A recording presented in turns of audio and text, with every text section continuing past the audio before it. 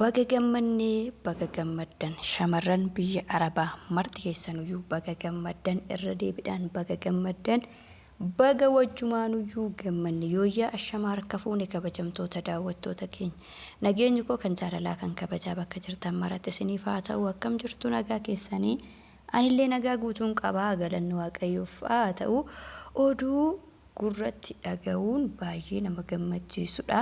Kanan qabadhee isiniif dhufee mootummaan Itoophiyaa seera haaraa baasee jira jechuudha. Seerri haaraan kuni irra jireessa dhugaa dubbachuudhaa fi miidhamni shamarran biyya Arabaati. Waggoota lamaan darban sadan darbanii itti miidhamaa baay'een itti miidhamaatiin ture jechuudha wanna kana. Amma immoo galata waaqayyoo mootummaan seera haaraa baasee wanna kana fooyyessee jira jechuudha. Innis maa'inni waa'ee lafa caraqaa fi waa'ee manaati jechuudha dhugaa.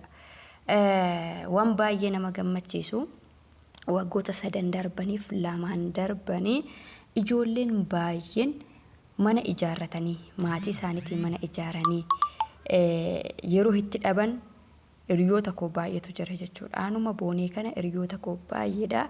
Mana maatii isheetii ijaartee ofii isheetii ijaarrattee nangala yeroo ishiin jettee qophooftutti manni kan maatii ishiillee afee kan ishii hin diigamne walumaa galatti dadhabbii waggaa 8 jechuudha. Mucayyoo goddanyaa kiyyaa dadhabbii waggaa 8 warra isheetiifis kan ijaarte ofii isheetiifis kan ijaarratte hundayyuu jalaa balleessanii egaa namoota baay'ee jalaa mootummaan jechuudha mana diigaa ture keessattuu naannawaa Adaamaa Shaashamannee kana jedhee ijoolleen naannoo sanaa hin beektu ani hiriyoota baay'een achi qaba garuu namni rakkoo kanaan hin boonye hin jiru jechuudha. Amma immoo galanni waaqayyoodhaaf haa ta'u waa'ee lafaa fi waa'ee manaa irratti mootummaan xiyyeeffate bara kana jechuudha. Seera haaraas baasee dhugaa waggaa 13 nama biyya Arabaa taa'e shamarran waggaa 13 waggaa 10 waggaa 8 waggaa 7 biyya Arabaa taa'anii maatii isaanii kara manaa fooyyessanii ofii isaanii kara manaa fooyya'anii gara biyya isaanii galanii yeroo manni isaanii diigamee gara biyya Arabaatti deebi'an baay'een isaanii jechuudha. Baay'een isaanii rakkoo kanaan gara biyya Arabaatti kan deebi'an illee baay'eetu jira. Wanni manaa immoo qaldii miti.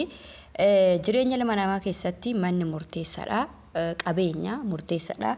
Wanni nuti hojjannuu fi kana waan ta'eef yeroo mana tokkotti dadhabnee waggaa 6 waggaa 7 waggaa 8 biyya Arabaa hojjannee mana tokko ijaarrannee mana sana immoo seera qabeessaa miti caraqaadha nuun jedhanii mana sana irratti diiganii dhugaa dubbachuudhaaf akka kootti jiraachuun iyyuu shakkiidha gama kiyyaan jechuudha.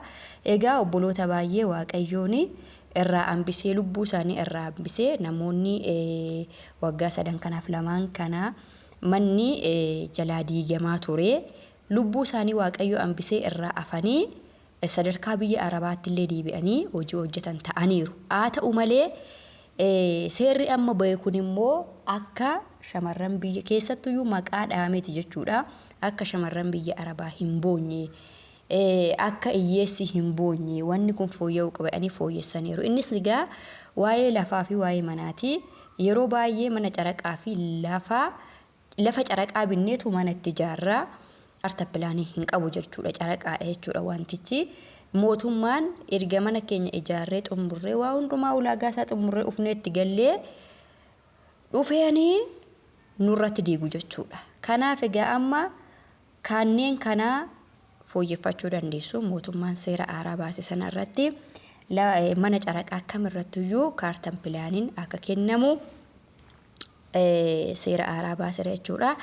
Obboloonni keenya baay'een mana caraqaa keessa jirtan jechuudha. Yookiin lafa caraqaa bittanii lafa sanarratti mana ijaartanii sirreessaa jirtanii wanna kana seera amma bahe kanarratti fayyadamaati.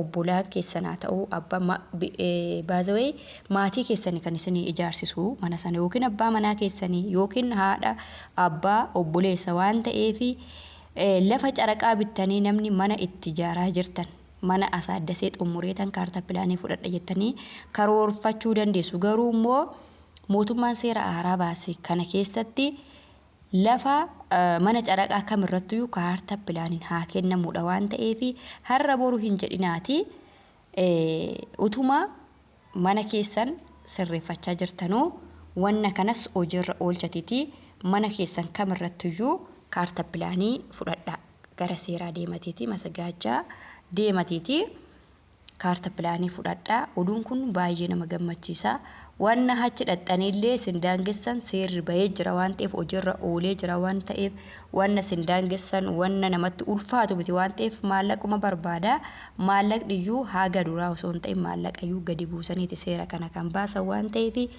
isin egaa obboloonni hundi keessaniyyuu baay'een keessan hin beektu namoota baay'ee jalaa manni diigame obboloota baay'ee jalaa diigame kanaaf carraa amma bahe kanatti fayyadamaati hundi keessaniyyuu kaartaa pilaanii mana keessan irratti fudhadhaa lafa yoo qabaattan luuki 18 irratti rukutaati lafa irratti illee kaartaa pilaanii fudhadhaa